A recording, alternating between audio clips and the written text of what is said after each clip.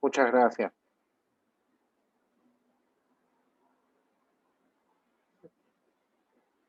En la guía observarán dónde están uno a uno los principios, tanto de manera adjetiva como sustantiva. Vamos a ver acá las láminas, la infografía, que están bien simpáticas y se explican buenísimo. Uy, esto vamos a minimizar acá. Ok, perfecto. Se explican buenísimo.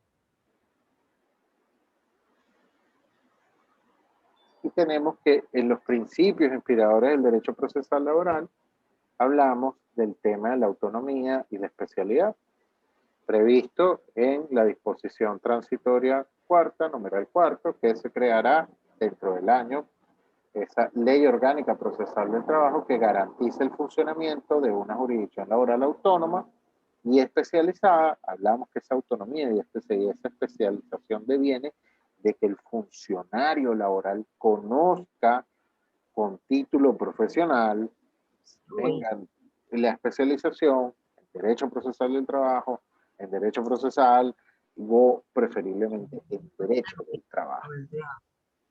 Tenemos que el tema de la justicia laboral gratuita, donde pues los tribunales del trabajo no pueden establecer tasas, aranceles, ni pago alguno por sus servicios. Así como los registradores y notarios públicos no pueden cobrar tasas, aranceles, ni exigir pago alguno en el caso de otorgamiento de poderes, como registrar demandas laborales. ¿No? Usted tiene una demanda, una sentencia, quiere registrarla para cobrar algún día esa ejecución que no le perima, no le prescriba, perdón. Bueno, usted va y la registra en un registro correspondiente para darle pues, pública y no, el registrador le está vedado cobrar algún tipo de tasas o aranceles por esa actuación. El principio de oralidad, pues hablamos que todos estos actos fundamentales en el proceso laboral venezolano se realizan a viva voz mediante audiencia, bajo pues la fórmula del diálogo, la dialéctica, y que la oralidad es el pilar fundamental para garantizar la inmediación, la concentración, así como la celeridad en la resolución de la controversia. La inmediación, y veamos acá un poco la imagen, ¿cierto? Que es pues juez, parte actora y parte demandada. Ese contacto que debe tener directo el juez con parte actora, parte demandada, y que la evacuación de las pruebas, pues el juez que ha de decidir debe haber presenciado no solo la evacuación, pero muchas veces en las prácticas, en el caso de la inspección judicial, y haber estado en relación directa con los testigos, con los peritos y todo y cada uno de los detalles del juicio. Ya vamos ahorita a terminar, pues son poquitas láminas y entonces preguntamos, ¿vale? Tenemos también, me falté, el principio de concentración, y como les acababa de indicar, la figura para que nosotros tengamos ese tema de memotecnia, acá son unos eslabones, una cadena, pues la concentración supone que la mayor parte de los actos se realice en una sola audiencia, unos con otros. Es como que la densidad implica que se procuren resolver todo, incidencia, asuntos previos, todo de una vez, si se quiere, en la sentencia de mérito. Obviamente la publicidad prevista en todos los procedimientos, en los procedimientos civiles, en el procedimiento incluso contencioso administrativo, pues todos los actos son públicos, salvo que expresamente lo disponga así el tribunal. Ahora, la audiencia preliminar es pública en cuanto a su anuncio y esto, pero es privada y ahí tenemos como una pequeña excepción porque únicamente van a estar presentes pues parte actora, parte demandada y el juez de sustancia. Lo vamos a ver la semana que viene. El principio de abreviación que constituye junto con la uniformidad un principio orientador que acorta los lapsos, que por eso colocamos allí una pequeña tijera para que esos lapsos, echarlos, cortarlos, pero siempre que sean breves, cortos y razonables para producir pues la respuesta del órgano jurisdiccional. Tenemos también el principio de rectoría del juez, y es que el juez gobierna, participa directa y personalmente en este juicio, sin intermediarios, y también se le dotan de facultades para practicar los actos en el proceso, que los gobierne y que aplique los criterios correctamente, siempre en pro de que el proceso culmine célere en atención a una sana y correcta administración de justicia. No hay que confundirlo con la inmediación. Ciertamente sin inmediación el juez no puede ser rector en ese proceso, no puede ser proactivo, no puede dirigirlo desde hasta su fin lo más pronto posible. Tenemos el principio de la realidad sobre los hechos. Ya hablamos pues que lo que por allí conseguí una dama de la justicia, una temis, alzándose el trapito, porque en definitiva la venda, en definitiva lo que el juez debe atenerse a la realidad material y no a la formal, no al nombre que le den las partes, debe ver la naturaleza real de una relación jurídica que haya allí.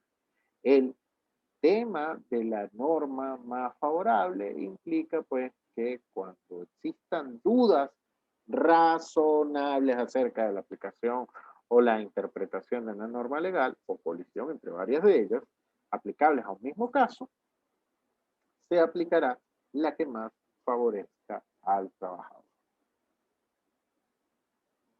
En caso de dudas sobre la apreciación de los hechos o de la prueba, también se aplica igualmente este principio. Ahora, la norma adoptada se aplicará en su integridad. De ahí el tema de conglobamientos. ¿Saben? Como, es que yo quiero los beneficios de la contratación colectiva, los que me convienen, y los beneficios de la ley orgánica del trabajo, lo que me conviene, y me hago un súper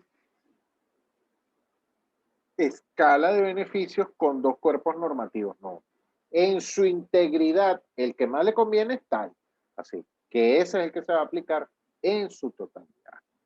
La sana crítica implica, pues, que el juez debe observar, mediante las reglas de la experiencia, la lógica, los conocimientos científicos, y yo agrego que, pues, el sentido común para que el juez laboral deba argumentar y razonar adecuadamente los elementos de prueba en cada uno de sus aspectos. Bien para decir que la prueba sirve como para desecharla. Y el tema de la uniformidad procesal, como bien les indiqué, es que hay una sola vía, un solo procedimiento. Me dirán, bueno, es que es lo lógico, sí, pero es que antes no era así. Antes había un procedimiento para el reenganche, pago de salarios caídos, y había un procedimiento para las demandas de prestaciones sociales. Entonces, uno admitía cuestiones previas y el otro no. Vale decir que ahora con este procedimiento no se admiten las cuestiones previas, ya la vamos a ver la semana que viene, y hay un solo procedimiento para el reenganche de pago de salarios caídos, como para la demanda de prestaciones sociales, como la demanda para accidentes o infortunios laborales, o una demanda combinada de que sea prestaciones sociales y accidentes de trabajo, o con reenganche no pudiese ser porque hay una neta acumulación de acciones.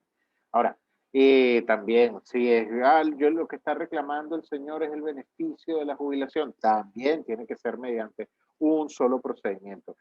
Lo que está reclamando ese trabajador o esa trabajadora es una demanda por daños morales porque la maltrataron en su trabajo, es por el mismo procedimiento. Este sí la demuestra. Pero, en fin, se trata de un solo procedimiento. Son estas 3 láminas y bueno, empezamos a todo aquel que quiera intervenir, lo escuchamos y adelante.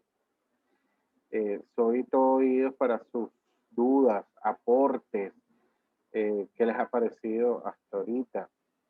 Vamos a ver, en el chat tenemos acá María Fernanda.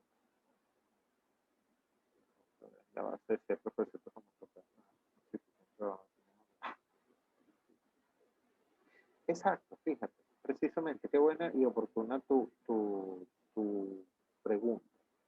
En efecto es así, no se puede mejorar la condición del trabajador y si usted la va a mejorar, aplicas un cuerpo normativo que en su conjunto lo beneficia más. Digamos que la contratación colectiva se quedó atrás en función a la escala de beneficios que trae la LOTTT. Y entonces usted no puede aplicar lo que los 2 o 3 cositas que le gustan de la contratación colectiva y de resto toda la escala prevista en el decreto ley LOTTT.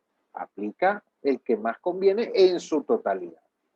Como en su totalidad conviene más la ley, se aplica únicamente la ley. Acá tenemos a Carmen, a Ricardo también con la mano alzada y tenemos a Fernando Martínez que también el principio, más allá de temas sustantivos, hay manera de aplicar el principio de la realidad sobre la forma, sí, y es muy peligroso en el tema probatorio. Cuando veamos el tema probatorio, te converso de eso. Me parece peligroso en el tema probatorio porque, me da duda la prueba.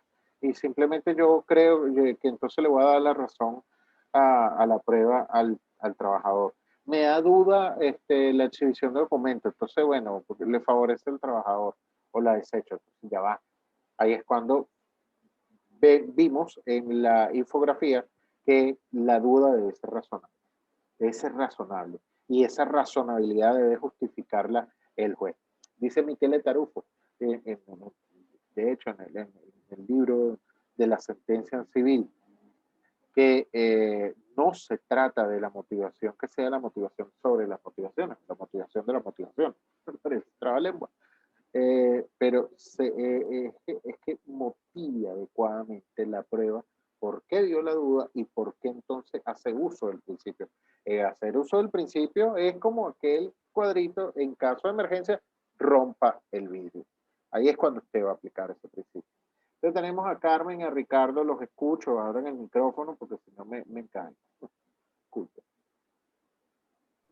Profe, yo tenía una duda porque en las lecturas y en el esquema de la clase de hoy se hace una distinción entre principios que inspiran el procedimiento laboral y aparte siempre hay otro punto que habla de los principios del derecho procesal en tal sitio, tal cual como en nuestro esquema. ¿Cuál es la diferencia entre esos principios inspiradores del procedimiento laboral venezolano a los principios propiamente del derecho laboral venezolano? Pensaba que los principios inspiradores eran lo mismo o los Son los mismos que mismos. al final quedan consagrados o no. O sea, mi pregunta es si hay Son los una mismos, diferencia. son los mismos. En función son los mismos.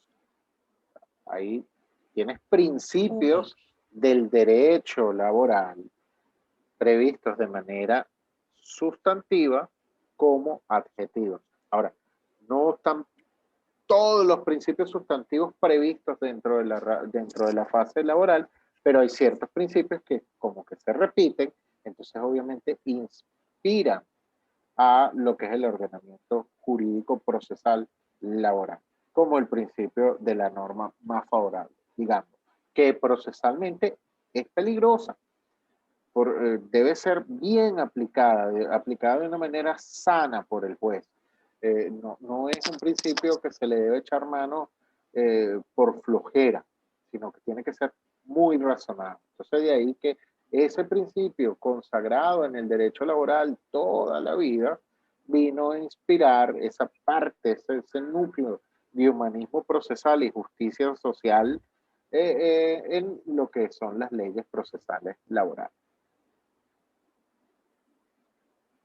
Ok, gracias, profe. Ya como último comentario, esto no es una duda, me puse a investigar como la relevancia de los principios laborales justamente en el procedimiento laboral y llegué a un trabajo súper interesante que te explica la importancia del principio de inmediación en el ámbito de casación social en aspectos laborales. Y bueno, les voy a dejar por el chat el link por si les interesa verlo, porque es como se explica cómo ese principio es tan importante en los procedimientos laborales que incluso llega a casación y cómo se argumenta en casación respecto a este vicio. Se los dejo por allí para que lo vean si quieren. Muchísimas gracias por ese aporte.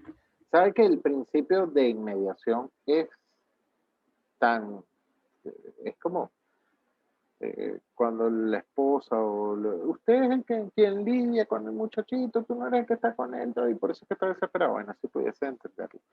El tema, siempre me acuerdo de una anécdota del profesor Jesús Eduardo Cabrera, magistrado en la sala constitucional, cuando nos daba una clase, y que él fue el que dio el procedimiento de amparo constitucional, vigente aún, está previsto desde la sentencia de José Amado Mejía Betancourt del 7 de febrero por allá, el año, creo que fue 2000, sí, 7, la sentencia número 7 de la sala constitucional, José Amado Mejía Betancourt. En el procedimiento de amparo, el tema de la inmediación es vital. Y había un amparo por una cuestión de la posesión de un inmueble y el doctor que se daba cuenta que había alguien de público que se retorcía en esa cita y se retorcía de un lado a otro y se colocaba las manos en la cabeza y cuando hablaban del terreno y tal, pero, señor, ¿por qué lo tiene usted tan inquieto? ¿Qué es lo que usted lo tiene tan desesperado acá en esta vida? Bueno, que yo tengo unas vacas ahí que son mías, se le quitan ese terreno y se lo dan al otro, esas vaquitas son mías. Y usted tiene, sí, yo tengo de dónde vienen y testigos y tal cosa. Pegaron a hacer otra cuestión así. Y fue simple, eso no estaba dentro de la materia del amparo, pero trascendía la esfera de derecho de ese señor. Y fue mediante la inmediación donde se pudo dar cuenta el juez constitucional en ese momento, pues que había algo allí interesante, alguien allí interesado. Y esto ocurre con el tema de los testigos muchísimo y con una prueba que vamos a ver que se llama la declaración de parte, que es donde el juez pues realmente ejerce, es uno de los ejemplos donde el juez ejerce esa rectoría del juez en el proceso. Tenemos a Ricardo, luego a Valentina y luego a Michelle. Sí, muchas gracias, profesor. Gracias a ti. Mi pregunta va más hacia, o sea, como que como esta materia del derecho procesal del trabajo me llama, la mayor parte que me llama la atención es como que entender un poco las diferencias que existen entre el proceso laboral y el procedimiento clásico civil, y más allá, más específicamente en el tema probatorio, que bueno, que los entiendo, que son cosas que ya hemos visto en el año anterior, pero que además saber cómo, el por qué y si hay una justificación más de fondo en temas de principios de por qué ocurren. Entonces a mí siempre, o sea, a mí ahorita lo que me viene siempre a la mente es la razón por la cual las posiciones juradas o el juramento decisorio creo que sean pruebas que no se aceptan en el derecho laboral, Están que yo prohibidas capaz me acá. lo imagino que tienen que ver con algo, sí, que tengan que ver algo con la protección del jurídico, que en este caso es el trabajador, o si incluso las amplias facultades inquisitivas del juez tienen que ver algo con esa protección o incluso por la búsqueda de la realidad sobre las formas. E incluso he llegado a pensar que capaz ese mismo principio de la primacidad de la realidad sobre las formas tiene que ver con algún tipo de interacción sobre el principio de jura novit curia, que más allá de que el derecho no se pueda hacer, no, que el juez es el único que puede hacer calificaciones jurídicas respecto de los actos y que simplemente no le pueden mostrar un contrato, sino que tiene que analizar los hechos para él llegar a la conclusión de que bajo estas condiciones era este tipo de contrato con estas condiciones. Entonces, nada, me explayé un pelín con mi pregunta, pero era saber si si para estos principios que tienen que ver con más temas probatorios, existe algún tipo de principio específico del derecho laboral, ya sea algo más de protección al débil jurídico, o si están dentro de la primacía de la realidad sobre el forma, o incluso para las capacidades más inquisitivas del juez, más de la rectoría del juez sobre el proceso. Gracias. Gracias por tu pregunta y tu exposición y te felicito, de verdad. Ok, fíjate, bueno, dices varias cosas allí. Tenemos principios en común, pero acá se aplican de una manera diferente. ¿Por qué? Por el norte tutelar del derecho del trabajo. ¿A quién tutela? Al trabajador. ¿Tutela por qué? Para equilibrar ya ese desequilibrio natural que hay entre un poderoso económicamente a un trabajador que regularmente no es poderoso económicamente. Sabemos que la prueba de posiciones juradas y juramento decisorio fueron eliminadas por la Ley Orgánica Procesal del Trabajo. Uno, dice la exposición de motivos por considerarla fósiles jurídicos, y dos, porque tampoco favorecen al trabajador. El juramento decisorio tiene una técnica que tiene que ser, y las posiciones juradas también, que le dan temas de confesión a los dichos como las partes los dicen. Por lo generalmente los abogados más preparados, con mayor eh, eh, tiempo en el foro, preparación, condiciones profesionales, pues atienden a patronos, obviamente, porque son los que cobran más caro y los patronos son los capaces que tienen ese músculo financiero para pagarlo, y digamos, el trabajador humilde lo atiende un procurador del trabajo que apenas es su primer empleo, acaba de salir de la universidad, se graduó summa cum 10, no es una persona que le gusta el derecho del trabajo, pero fue el trabajo que consiguió de procurador del trabajo, entonces tienen allí, le encargan un caso donde tienen que absolver unas posiciones juradas en atención a su trabajador, o un trabajador ignorante que no sabe cómo va a responder a una posición jurada, pues, y allí, ¿sabe qué? Se dio por ruedo y terminó el juicio porque no supo responder. Entonces, precisamente esa es la ratio de haber eliminado las posiciones juradas y el juramento decisorio en lo que es en la Ley Orgánica Procesal del Trabajo. ¿Qué nos dice desde el artículo 1, la Ley Orgánica Procesal del Trabajo? Que la presente ley garantizará la protección de los trabajadores en los términos previstos en la Constitución de la Constitución Bolivariana de Venezuela. Dice, garantizar el derecho de los trabajadores. Por otro lado, tenemos dentro de los primeros artículos que también se dice que el juez debe tener por norte en sus actos la verdad. Y esta verdad, bueno, definen ustedes la verdad.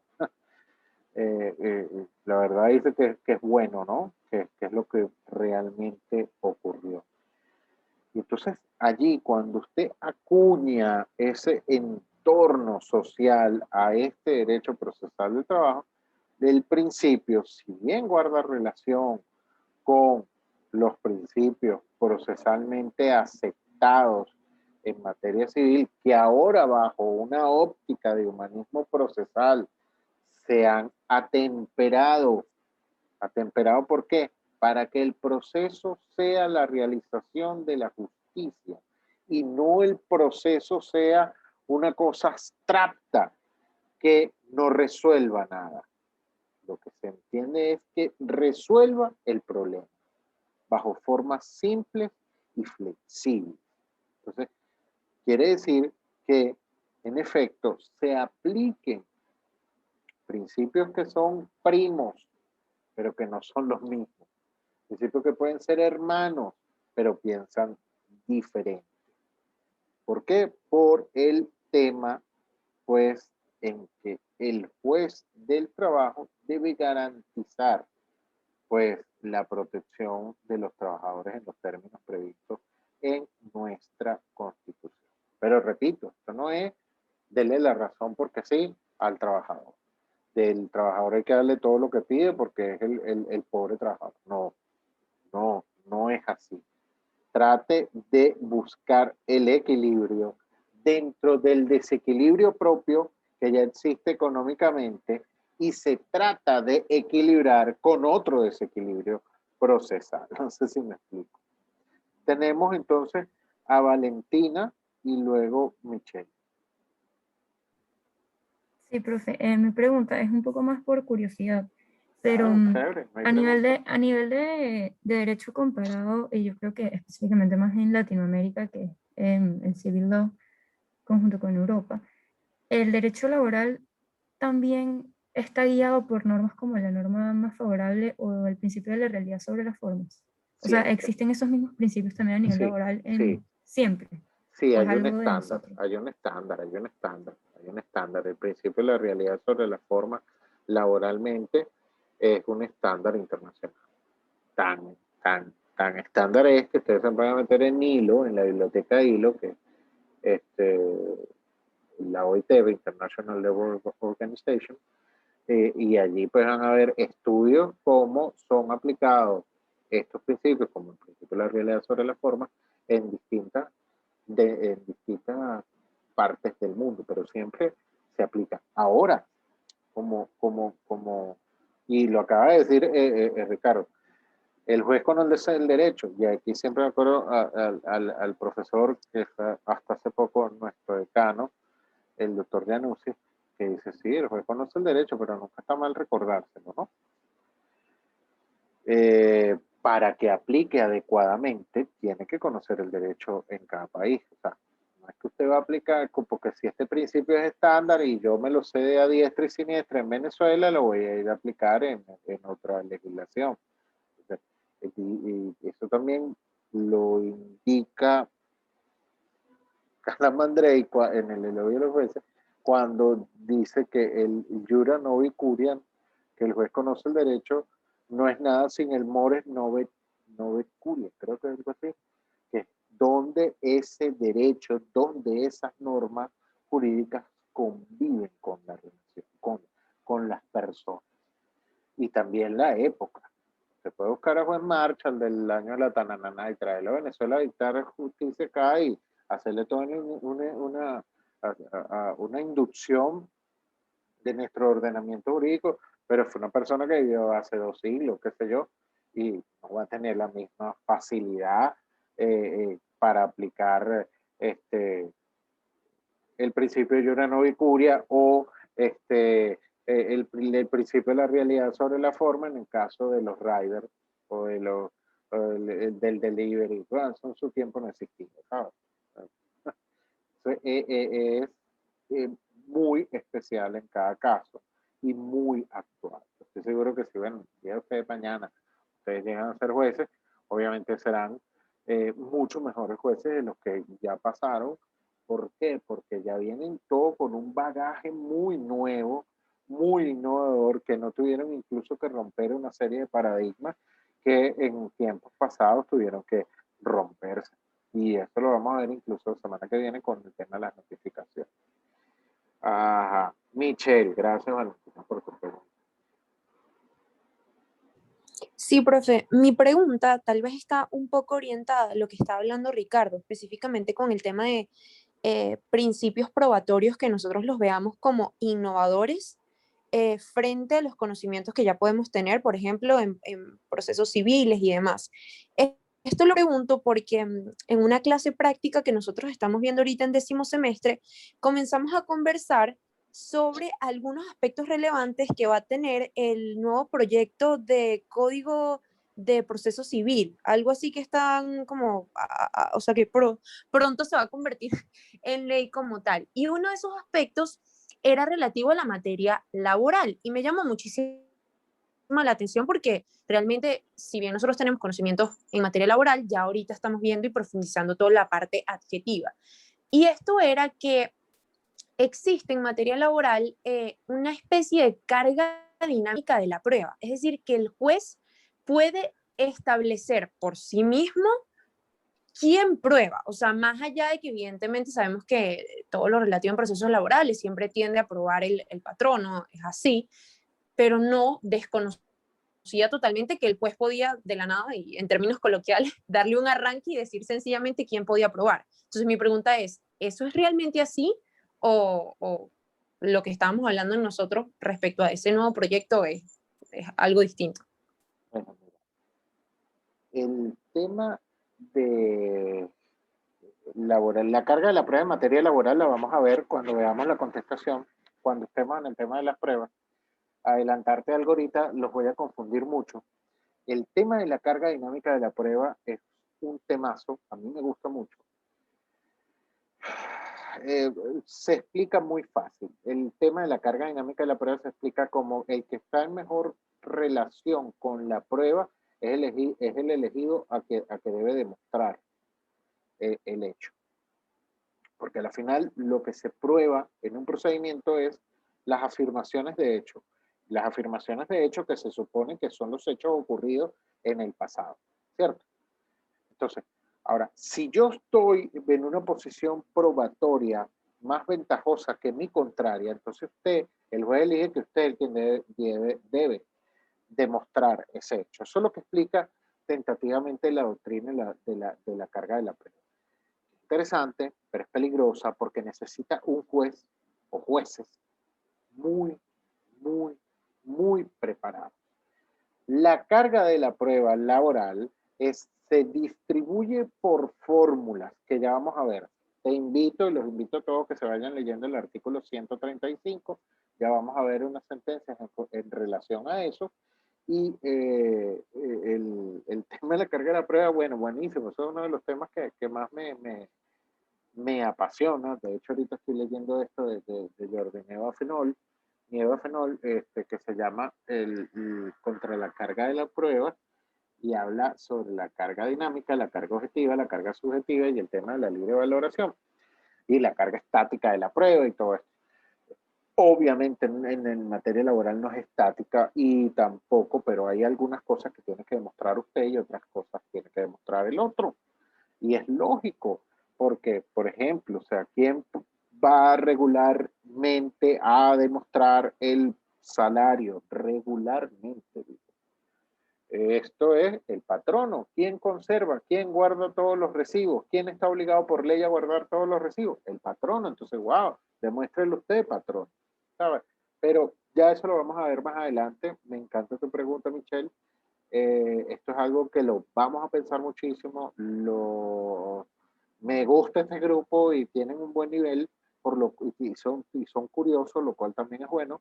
Y nos vamos a fijar respecto a eso para que veamos, porque hay hechos exorbitantes, hechos extraordinarios, y eso entonces muchas veces tiene que ser demostrado por el trabajador, y aquella, el secundum, alegata, sum, probanda, en materia laboral es bien particular, es bien particular. Y entonces este es uno de los temas más fascinantes, no solo en procesal laboral, sino en el procesal general. Hay toda una tesis, este tema de la tesis de la carga de la prueba dinámica, wow, hay que discutirlo, hay que indicarlo, y yo le puedo decir que académicamente muchas personas, aunque nos apasionen, no estamos del todo de acuerdo en que se disponga un código de procedimiento civil, pues, con una carga de la prueba dinámica, porque le estás dando la facultad prácticamente al juez de decirle quién debe demostrar tal cosa. Y no hay proceso más injusto donde se diga, perdió la demanda Carmen, porque debía demostrar que el vaso era azul y no lo demostró. ¿Sabes? En este estudio que estamos leyendo sobre contra la carga de la prueba de Jordi Neva-Fenol, pues dice que el juez debe demostrar. Por eso es que se requiere un juez proactivo. Tenemos acá una pregunta, una mano alzada de Marit Rosales. Y también alguien que le surgió una duda, que veremos después. Fernando.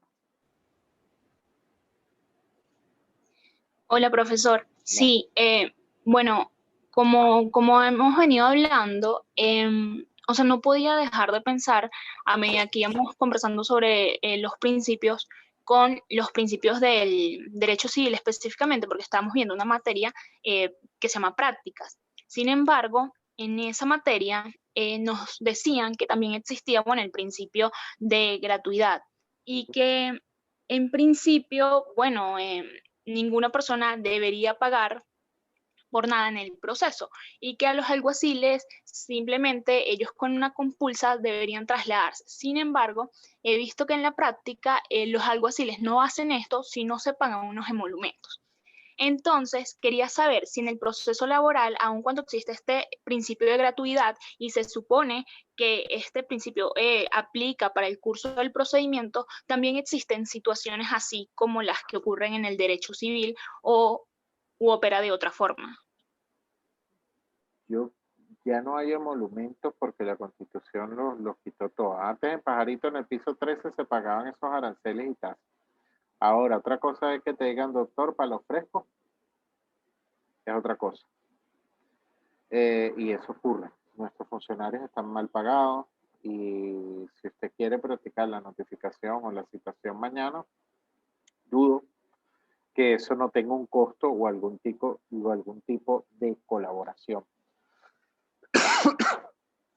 Lamentable decirlo porque el proyecto en nuestra Carta Magna es que ese acto, esa actuación es gratuita. Y fue así, y en los laborales creo que sigue siendo así. Te van a practicar la notificación de las partes de manera gratuita. No tienen que exigirte nada. Recuerdo, y lo vi, donde la Dirección Ejecutiva de la Magistratura entregaba hasta motos a los funcionarios para que practicasen esas notificaciones. No solo eso, sino también, por ejemplo, para que en el interior, digamos, en el interior digo, para no ir muy lejos, los teques,